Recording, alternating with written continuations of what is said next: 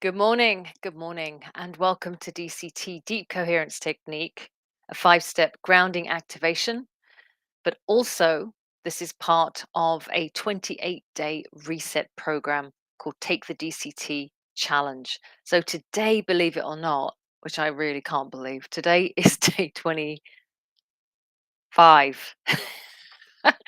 Day 25. All right. And I'm probably going to laugh a little bit all the way through this because there is something, I don't know, there's something subconsciously humorous about this particular habit today. And the title of today's little conversation is Don't Act Like a Chimp. Don't, don't act like a chimp. How to override evolutionary habits. Now, these are things that they're not,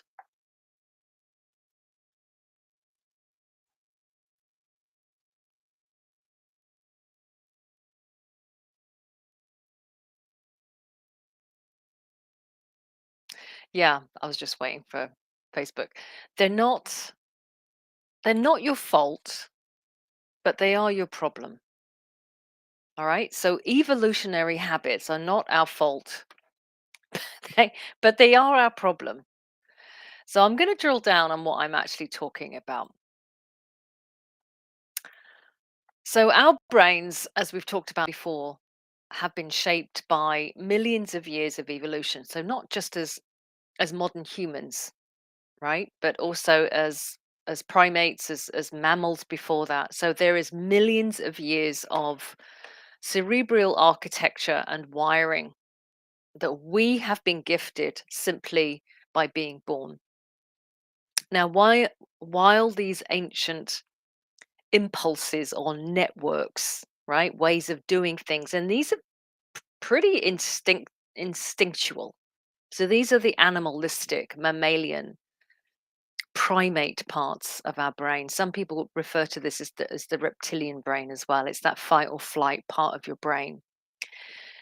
They served a purpose, and I think they still do serve a purpose because that part of your brain will get you out of trouble quicker than you overthinking a situation. And they kept that brain kept our ancestors long enough, alive long enough to have offspring and to raise those offspring. And that's the only reason we're here today. It's not because we're all sitting around debating or intellectualizing things. So it's an important part of who we are. But here's the good news to that is that modern humans have developed enlarged frontal lobes. So that's this area of the brain here. And it's a processing area. And unlike most other animals, I do think there are exceptions to this, but most animals run on instinct. But this processing area lets us pause, reflect, and choose reason and logic over reaction. So, one powerful technique that we can use to engage this part of our brain when something instinctively comes up for us is quite simply this: stop. Stop moving, stop doing what you're doing, press pause, and take a few deep breaths and bring your focus into your breathing. So just stop what you're doing and start breathing. Really focus on your breath. And then you can ask, once you've calmed down, even in the middle of a situation, you can say, why is this happening? Why is this coming up for me? So I'm going to give you some examples of really common evolutionary habits, traits that can trip us up. Number one, you hear this term a lot, microaggression. So, what's the habit, right? Well, the habit can be quite subtle, but it's automatic micro reactions to irritations in our environment, like somebody tailgating us on the road, or jumping in front of us, or not saying thank you as they walk through a door that we've held open, rudeness, a dirty look from a stranger. All of this, all of our reactions to that, which is instant microaggression, comes from a response to what the brain sees as a perceived threat. So it's a perceived threat. So all of those actions, they may be unconscious on the part of the people that are doing it, but our brain reads the landscape and goes, whoa, whoa, whoa, you want to be careful here. You need to get aggressive. You need to start feeling angry, because that'll get all your adrenaline running. So how can we override this strategy? Well, when you feel irritation just comes up just like that, again, stop, press pause, take a breath, and just say, why am I reacting to this? Right? Why is this coming up? And then deal with it.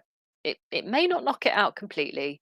You may still be really upset with that person, especially if they're rude, but you don't react to it and then escalate the situation. Number two, impulsive gratification seeking. So the habit is that we are driven, we are hardwired to get immediate results. Why? Because our ancestors didn't live long enough to weigh up all the pros and cons.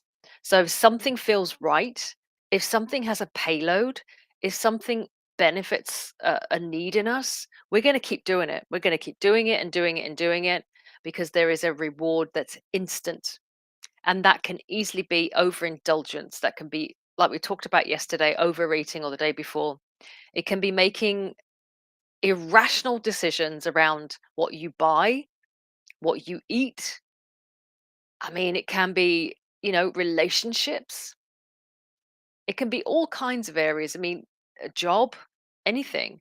So Walter Mischel's marshmallow experiment, if you don't know what that is, I'll put it in the show notes underneath, but check it out. It's all about impulse control. It reminds us that delaying gratification is a really powerful key to success. So how do we override? When that temptation comes up, and it's instant pleasure, instant reward. We just have to remember, stop, press pause, take a breath, and say, right, do I have to react to this right now?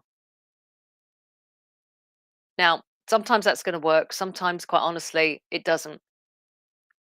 But just try it. Just try it, try it, try it. And what you may find over time, this is what I'm discovering, is you build up an ability to open a gap between the thing that's impulsive, that's screaming at you, do this, try it, it's great, and this part of your brain here. You just naturally rewire your brain and you start to put the pause in. It's a really good technique. Number three, tribal instincts and conformity. So there's something called inherent bias, unconscious bias. So it's natural for us to favor people that look like us, sound like us, maybe come from the same ethnicity, come from the same culture, maybe the same religion, maybe the same political persuasion, maybe even the same sports team, right? We're hardwired to bond with people that are most like us.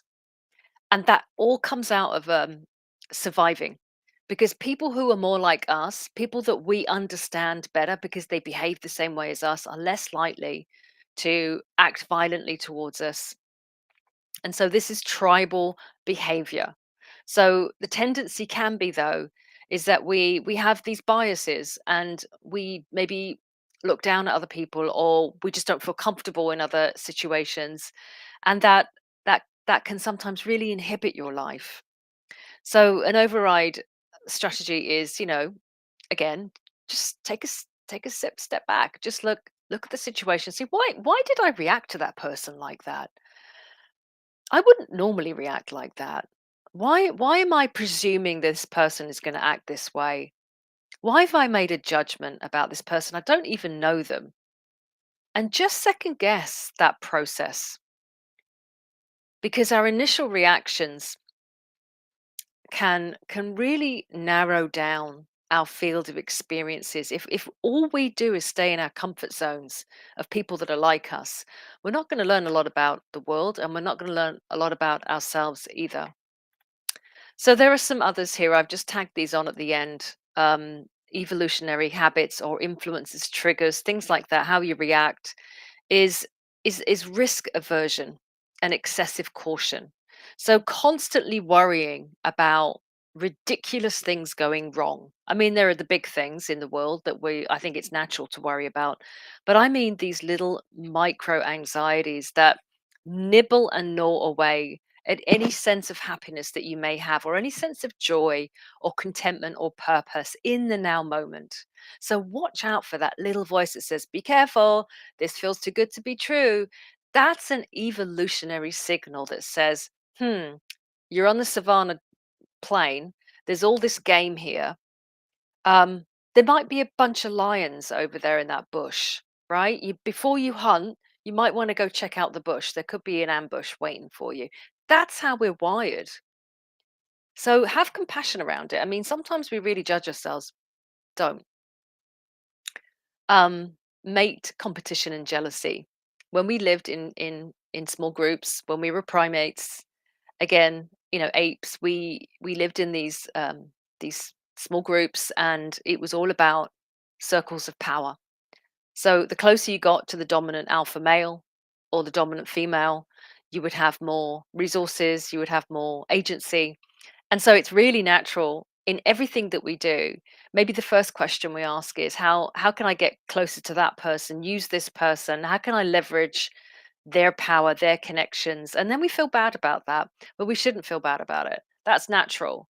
But what we can do is just kind of step back a little bit and say, right, okay, how can I be of service and benefit? How can this be a win-win for everybody? And then the jealousy with partners, and your partner's jealousy perhaps, again, that's really natural and normal. That just all comes back from these evolutionary drivers. And these are things that can really trip us up every single day.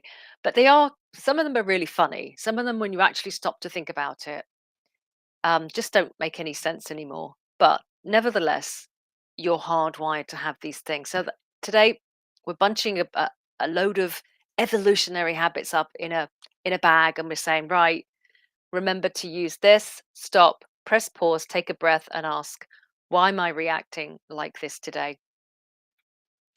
All right, let's get into technique. I'm going to introduce this technique if you're here for the first time. It's a step grounding activation that very quickly gets you in the pocket, in the body, and grounded and ready for your day. So we always start with step number one, which is put your feet on the ground, firmly on the ground. If you can take your shoes and socks off, do so.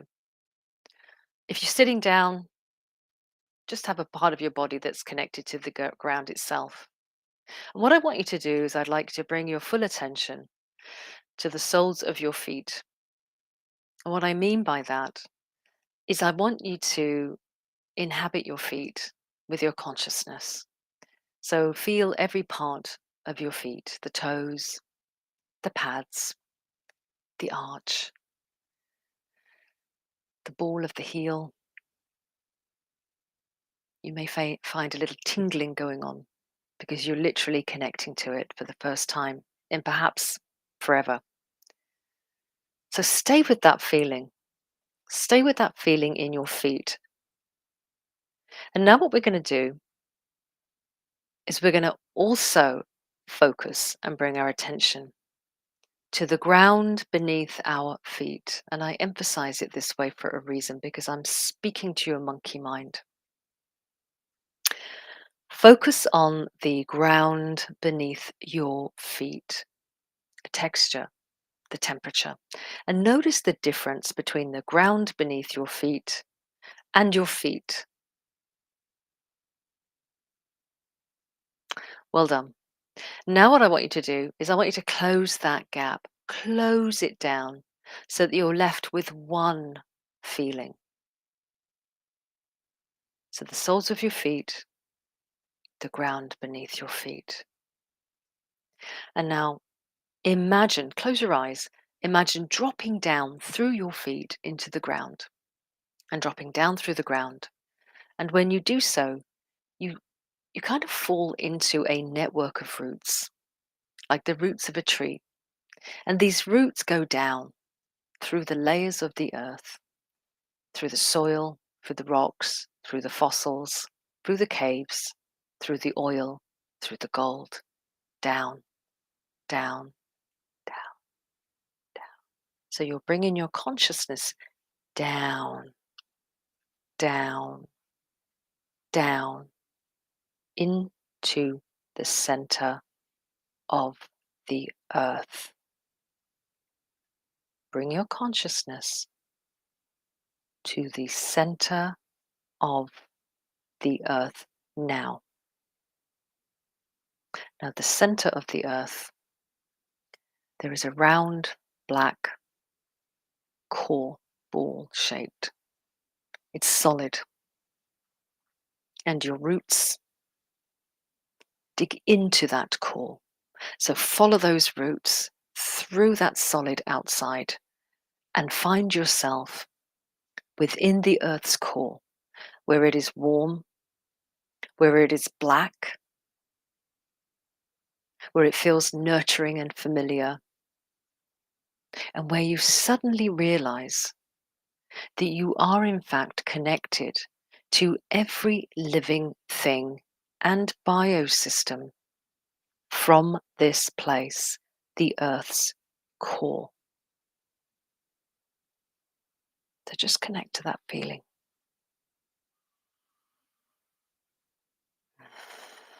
Just relax into it. And now what you're going to do is you're going to bring that frequency resonance vibration that you feel here, and you're going to pull it up through your roots, up through the layers of the earth, up, up, up, up, up, all the way up until it reaches the ground beneath your feet, which are one with your feet. So what's going to happen is there's going to be a vortex of energy filling your feet. It's going to feel warm. It's going to feel like you're wearing moon boots. It's going to feel slightly heavy, but in a good way, like a warm blanket. And that relaxing, familiar, connected vibration is going to come up and vibrate throughout your whole body, everywhere. And I'm going to count us down from 10 to 1. And by the time I get to 1, this frequency resonance vibration from the Earth's core will be all over your body. And all you have to do is let go.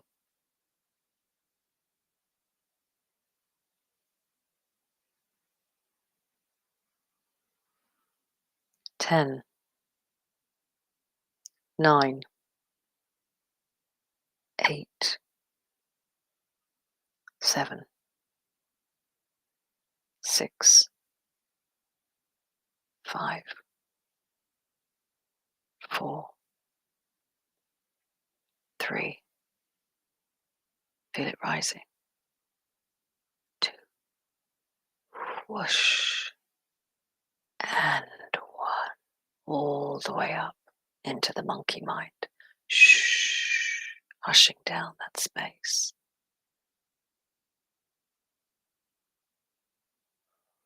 Well done. Step number 1 complete. You are grounded to the Earth's core.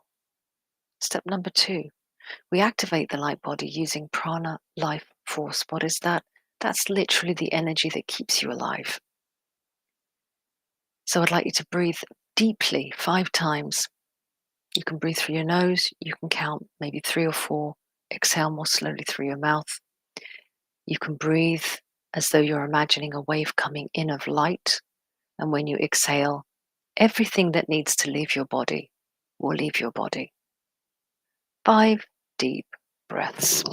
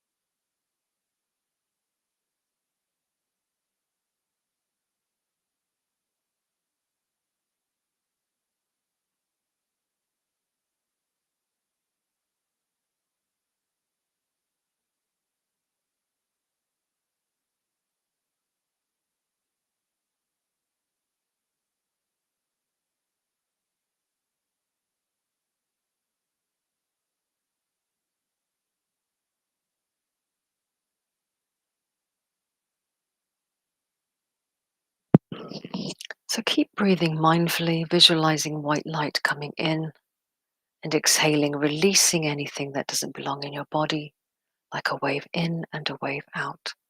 Step number 2, light body activated. Step number 3, we're going to now prime our electromagnetic field. Your electromagnetic field runs arm's length all the way around you. It is not empty space. From the top of your head to your fingertips to the soles of your feet, you are surrounded by an intelligent biofield. It is from here that you signal out into the quantum field, and it is from here that you receive first information from your environment. It is you, it is a part of you.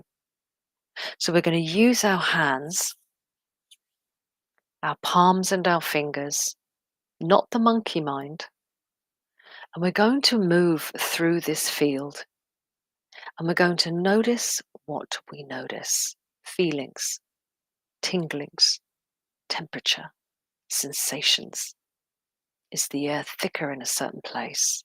Are we drawn to move somewhere?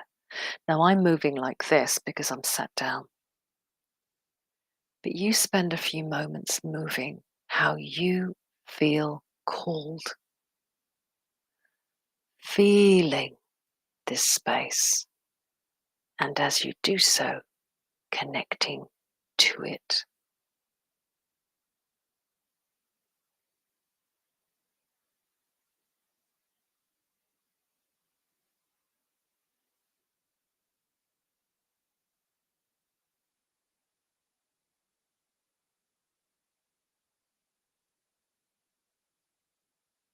Step number 3, electromagnetic field primed for what happens next. Step number 4, the heart activation. Put your hands in front of your heart and really press in. Thumbs to heart. So make that connection. Close your eyes. Open your hands very slightly around the heart as though you're opening a portal. And in fact, you are. Now visualize yourself walking through that portal. Where do you go? Where do you find yourself? How does it feel? It's different for everybody. Move to the center of where you are.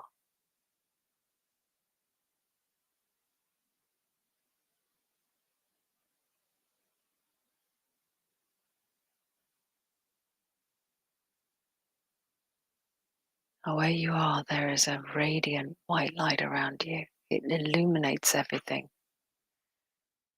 I want you to notice that that light is now forming a ball of light. And that ball of light is moving towards you. But you're not afraid because it feels familiar. It feels very holy and comforting. So you move towards it. And as it moves towards you, it gets bigger and brighter. And the two become one. You become the light becomes you. And in that moment, there is an explosion and an implosion that creates a rising sun. Golden, hot, radiating and beaming out rays of light in all directions throughout your primed electromagnetic field. Primed to receive the light that comes from what we call the powered I am that, I am that, I am that, I am that, I am that, I am that, I And let that power run throughout your field. Let it resonate. Let it vibrate. And you can think of this as your higher power, the most brilliant version of you. This is a place without limitation. It is the space of genius. And you can run your life from this place. It's available to you at any moment. We just forget. So now bring your hands back together, feeling the power that you've generated, because we're going to go to step number 5 now, which is the power of 9 vortex energy.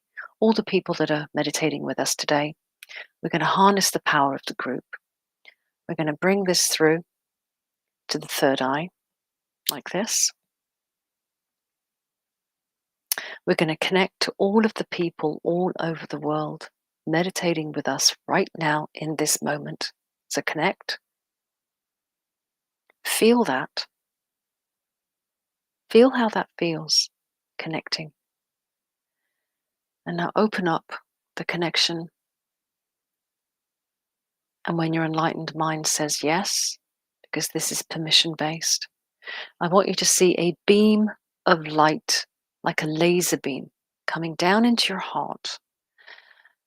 And what your heart is going to do is it's going to generate a waveform, because it's a centripetal device, a vortex, in fact. So your heart is going to generate a wave. You can see this as a ripple on a still lake. And we call this wave, you guessed it, coherence. See that wave rippling out, out, out through our primed field, out, out, out, out, out, and then pushing out in all directions. Just let it go. You don't need to know where this is going. It has been set in motion. Now, coherence is not just about being at peace, although that's nice. Coherence is a carrier wave. What you're doing is you're going to put your highest intentions and outcomes, declarations, dreams in that waveform. And that's going to go out and impact the quantum field without any effort on your part.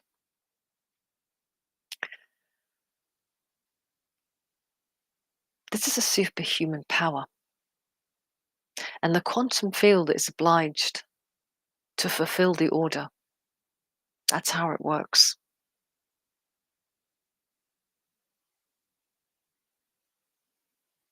So let that wave run today of coherence. Deep coherence comes from here. And this is an empowered space, so we always seal the deal. So repeat after me. And so it is. For I command my space, and I bless my day, and I bless my world, and everyone in it. And we say to you, notice what you notice in the quantum field today. It's always speaking to you, and it's always listening. And let us know when those miracles roll in. Because they will. Because they start from here. You have a wonderful day. And I'll see you again very, very soon.